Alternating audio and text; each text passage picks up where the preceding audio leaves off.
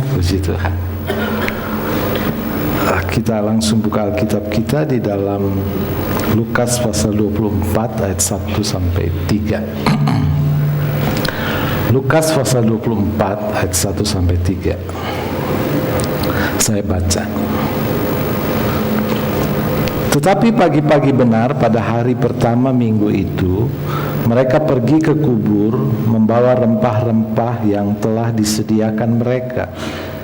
Mereka mendapati batu sudah terguling dari kubur itu, dan setelah masuk mereka tidak menemukan mayat Tuhan Yesus. Katakan amin.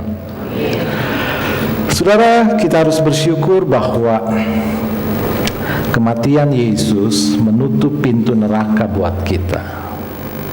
Kebangkitan Yesus membuka pintu sorga. Katakan amin. Jadi pintu sorga yang selama ini tertutup bagi orang berdosa, tapi melalui kebangkitan Yesus, pintu sorga terbuka. Jadi kita betul-betul akan masuk sorga. Kebangkitan Yesus membuktikan bahwa firman-Nya benar. Firman-Nya berkuasa. Firman-Nya yang pernah diucapkan itu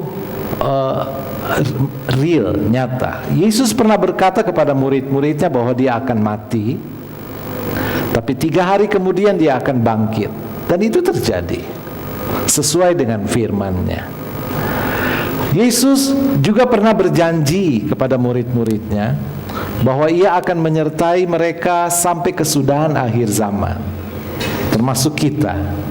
Dan janji Tuhan itu juga pasti terjadi.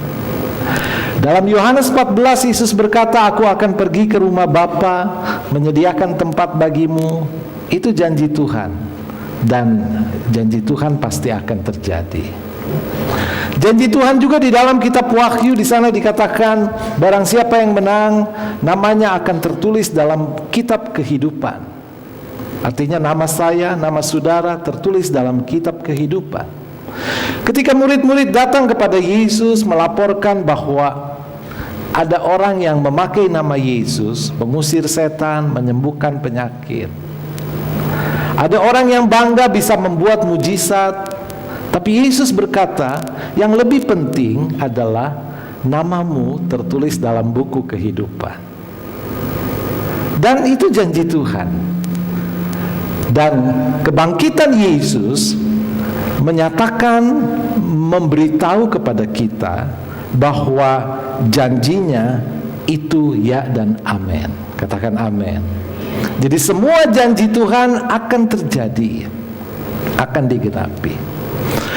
Kebangkitan Yesus juga menyatakan bahwa Yesus adalah Allah yang berkuasa. Pada tahun 89 kalau tidak salah, 89 apa? Ada satu penguasa yang otoriter, Nicolae Ceausescu, penguasa Rumania. Selama hidupnya dia memenjarakan 600.000 orang, rakyatnya sendiri.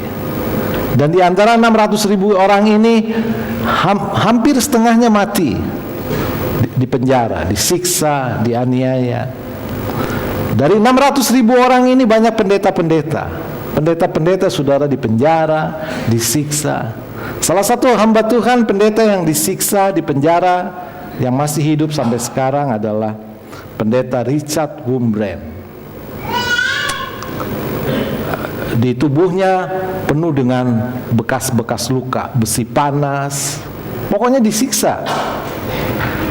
Pada tahun 89, penguasa yang begitu besar kekuasaannya itu tiba-tiba dijatuhkan oleh the people power, oleh rakyatnya sendiri yang sudah bosan, sudah muak dengan kediktatorannya.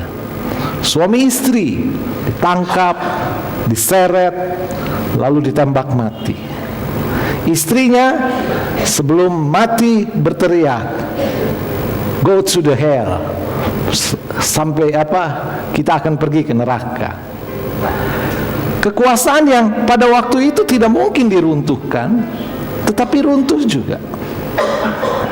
Di Mesir ada Hosni Mubarak. Kita tahu dia punya kekuasaan yang sangat besar di Mesir.